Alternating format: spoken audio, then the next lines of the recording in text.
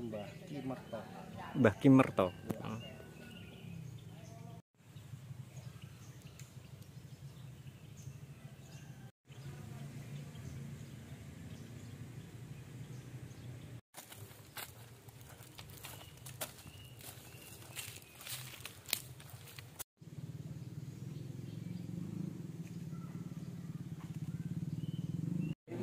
Kemudian para ziarah melakukan tahlil bersama di sini. Kemudian masuk ke pintu sana, itu dibuka di saat. Assalamualaikum warahmatullahi wabarakatuh. Saya berada di suatu desa yang unik, yang sudah terkenal, dan sekarang saya bersama sesepuh desa yang mandikan di desa. Soal bagaimana potensi desa, nanti kita coba ngobrol dengan Pak Inggi. Monggo Pak Inggi, kenalan rumiyin. Ya. Assalamualaikum warahmatullahi wabarakatuh. Assalamualaikum. Selaku Kepala Desa Dunan, saya nama Darmaji. Alhamdulillah ini sudah periode kedua. Periode ini. Itu ya, kebetulan masyarakat masih mempercaya dan dapat doa restu dari sesepuh-sesepuh di Desa Dunan ini. Nah, sekarang kita berada di Desa Dunan, teman-teman. Pak Inggi, kita sedang berada di mana, Pak Inggi? Bisa cerita?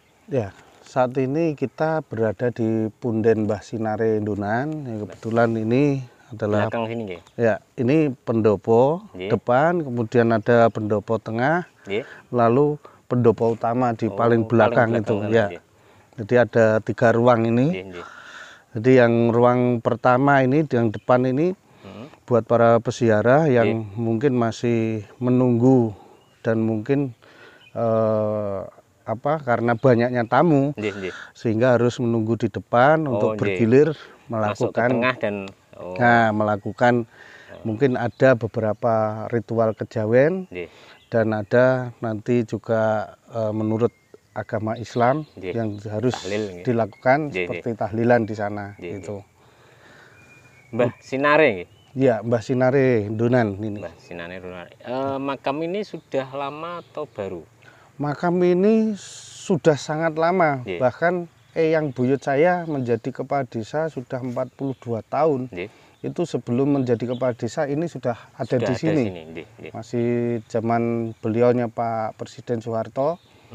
Masih Pak Karno pun sudah ada di sini. Makam sini. Oh, begitu.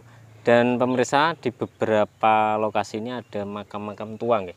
Iya, ada makam tua di sebelah ini. Sebelah kiri ini? Ya, di sebelah kiri saya ini.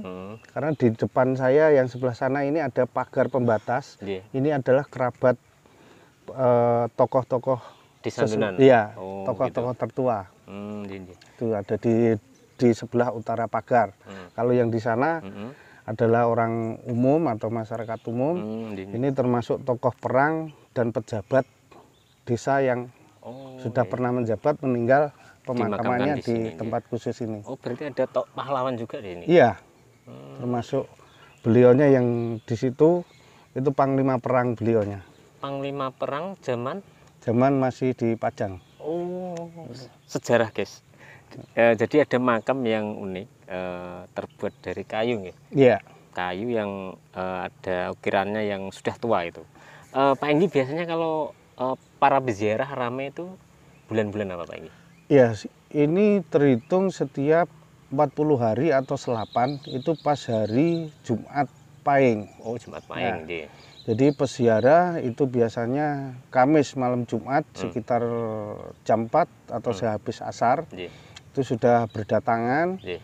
Kemudian di sini mungkin ada yang mengikuti adat di sini harus melekan. Oh, melekan. Nah, sampai di menjelang fajar. Dari melekan di sini kebetulan mereka yang mungkin melakukan sedekah sodakoan atau mungkin bahasa di kampung saya itu bancaan di makam sini. Itu di malam Jumat atau Kamis malam Jumat itu dengan panggang ayam atau hewan berkaki 2. Oh, gitu. Kemudian di Jumat paginya, Jumat Pahing pagi itu khusus untuk hewan berkaki 4. Selain sapi. Oh, sapi tidak boleh. Sapi, kemudian anjing tidak boleh. Jadi yang ada itu adalah kerbau dan kambing. Kambing gitu ya. Kambing pun tidak boleh kambing yang berwarna putih. Oh. Jadi kambing domba tidak boleh. Harus kambing Jawa. Ke Jawa ya. Pak Enggi, ini kan makam dekat kantor desa nggih? Iya. Ya, ini unik ini. Jadi makamnya dekat kantor desa dan para ziarah ini sampai 24 jam ya, Pak Enggi? Iya, peziarah sampai 24 jam full. Yang pada hari Kamis, Jumat, Jumat Legi ya? Iya, Jumat Pahing. Jadi Pahing. Kamis malam Jumat Pahing itu peziarah full sudah di sini, kendaraan di parkir sana sama depan balai desa. Gitu. Ada rencana enggak semisal dikelola sebagai wisata religi di Sandonan atau memang ini biar alamiah saja atau bagaimana? Ya, ini seperti yang ada ini, kita berani merehab itu yang di luar utama, di luar ruang utama, itu berani kita rehab hanya merenovasi ringan aja. Tapi untuk selebihnya seperti tiang kita tidak berani mengganti, sehingga hanya perbaikan genteng, cat, seperti papan yang mungkin betul-betul sudah rapuh, itu baru kita ganti.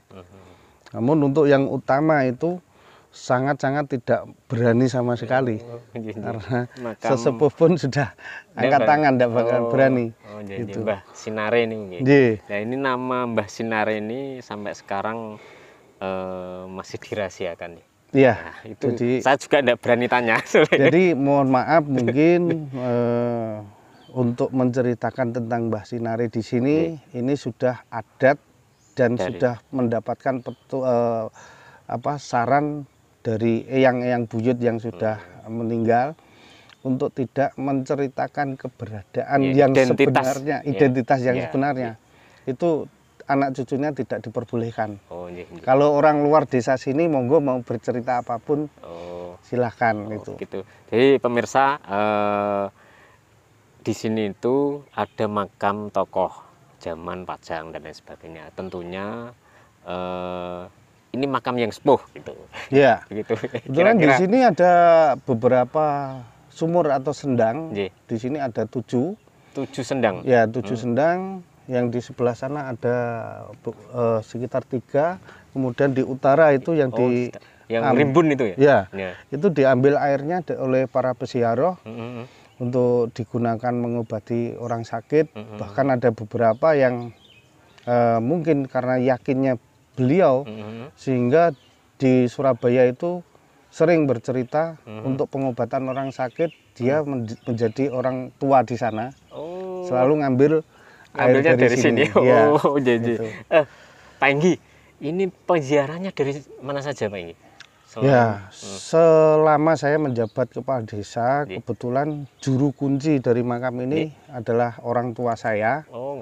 Itu banyakan dari Jakarta, kemudian dari Semarang, Nganjuk, Surabaya, sampai ke Kediri, hampir seluruh kota pernah datang ke sini. Ya, datang ke sini. Padahal lokasinya lumayan ya, lumayan, tapi banyak peziarah yang sudah kenal makam sini. Memang benar bahwa di makam di sini itu banyak makam-makam tua. Nanti kita coba lihat, kita dokumentasikan ya Pak. Ya, siap. Bahwa ini lokasi yang sepuh, bahasanya apa? Tanah sepuh. Ya. Jadi juga kami berpesan mungkin bagi para peziarah yang mau masuk ke wilayah pemakaman, apalagi khususnya di PNS atau pegawai, untuk tidak menggunakan seragam yang berada jabatannya. Dan termasuk harus lepas sepatu. Pemirsa, lepas tanpa alas kaki. Nah, di depan kita yang di pintu masuk itu, kenapa itu rendah seperti itu? Itu untuk mengucapkan salam apabila masuk ke sini dengan menundukkan kepala. Ada pintunya itu dibikin rendah agar ada adat untuk menyampaikan salam kepada orang yang sudah kabundut. Ya, setelah nanti masuk di pendopo ini, kemudian masuk di pintu yang ini, yang tengah itu. Ya, pintu tengah itu dengan berjalan seperti orang keraton. Berarti ono kaitannya karo kerajaan, guys, kemungkinan. Tapi gak iso, ndak boleh dibongkar identitasnya. Kira-kira begitu, gambarnya begitu. Pak Enggi, ada 7 sendang. Iya, 7 sendang itu berpisah-pisah ya? Iya, tempatnya berpisah-pisah dan mungkin ada batu nisan di sana yang ditinggalkan itu potongan buaya putih. Sehingga ada ekor sendiri, kaki sendiri, kepala sendiri.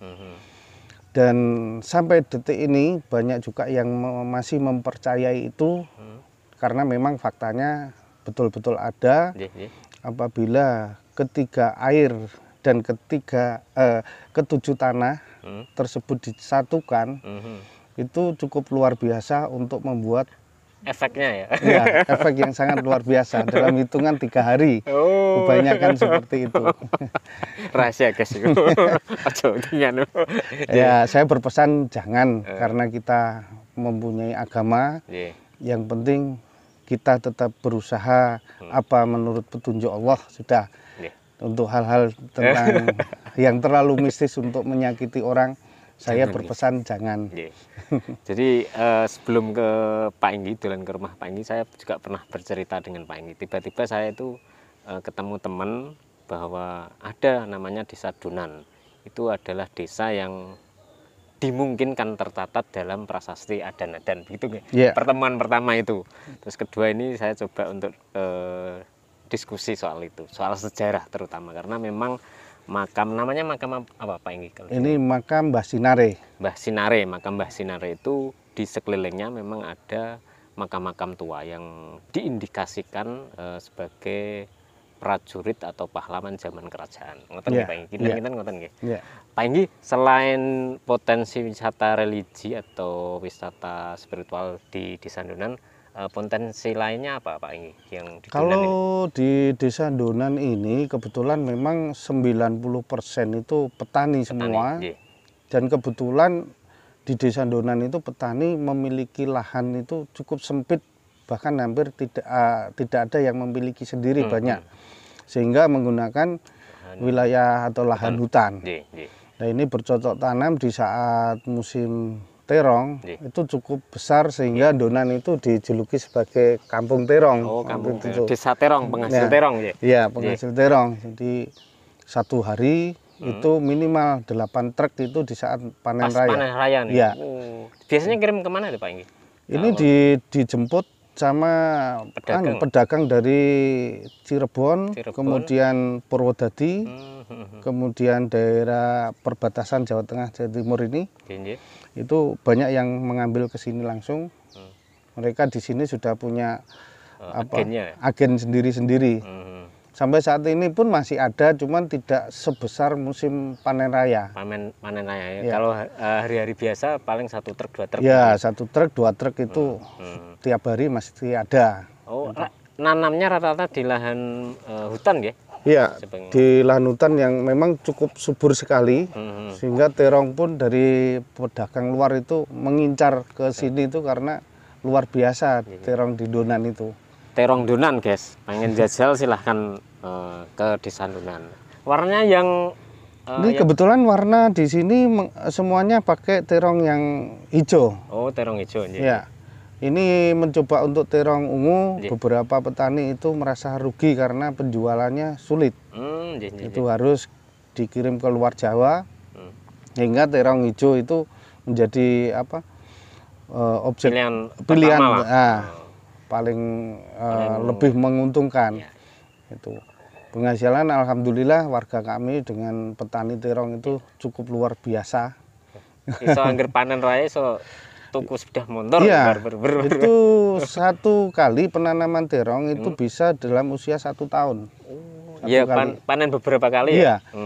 Kalau 1 terong, 1 kali tanam di saat sudah musim panen itu seminggu 2 kali panennya.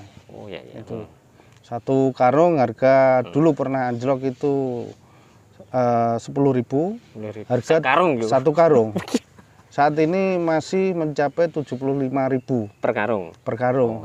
Jadi alhamdulillah itu ada keuntungan lumayan. Keuntungan yang cukup besar. Selain pertanian, terus wisata religi di di makam Mbah Sinare, ada potensi yang mau dikembangkan lainnya Pak Inggi? Ini kebetulan warga ini dari BUMDes. Kebetulan ini BUMDes kita mengarahkan untuk peternak kambing sama sapi. Alhamdulillah ini peternak kambing di sebelah utara makam desa ini sudah dibentuk kandangnya. Tinggal ini menunggu nanti dari BUMDes sudah fix semuanya, baru kita kembangkan untuk kambing. Peternakan kambing. Terima kasih Pak Inggi sudah di Rakesa TV, sudah hadir di Rakesa. Barangkali untuk pesan-pesan untuk semua teman atau peziarah, apa yang mau disampaikan?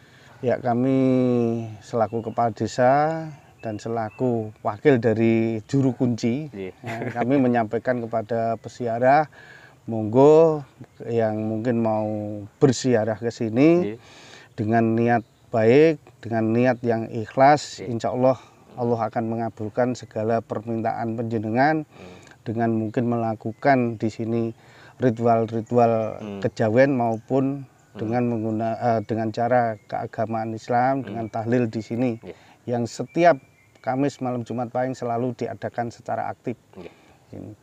Terima kasih Pak Inggi sudah hadir di Rakesa TV. Semoga sukses Desa Dunan, yang desa yang termasuk desa tua. Dari saya akhirul kalam. Wassalamualaikum warahmatullahi wabarakatuh. Sampai jumpa. Merdeka.